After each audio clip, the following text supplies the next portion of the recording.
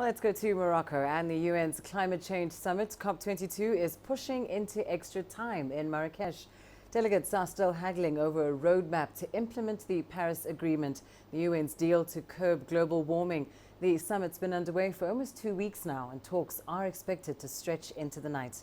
Well, let's bring you the very latest from Marrakech. I'm joined live from there by CCTV's Penina Karibe.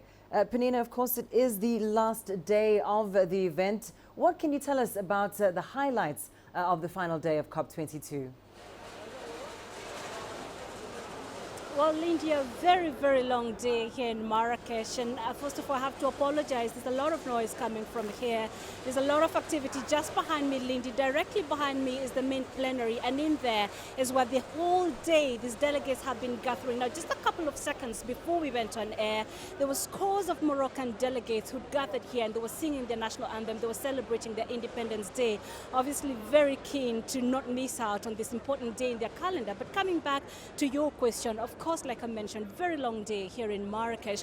We've had intense negotiations happening throughout the day. We understand negotiators haven't yet thrashed out those fine details for the document that's crucial to the implementation of this Paris deal. And so intense are those negotiations that at 1 o'clock local time, that's 1300 GMT, we were meant to hear from COP22 President Salahuddin Mazzour just to give us a status update on where the talks are at the moment. He cancelled those discussions, but we did get to hear from him just a few minutes ago within this hour, and he said that everybody in there is willing to implement this Paris Agreement and they're just trying to find a common ground for everybody. Now, what we understand at this point is that every country is getting to voice its concerns over this particular document that's on the table. Now, just to give you a clear picture, Lindy, of just how prolonged those talks have been, we have a representation of roughly about 100 countries here. So you can imagine each of those countries getting to say what they are not comfortable with, and then have those delegates come up with a document that's agreeable with everybody.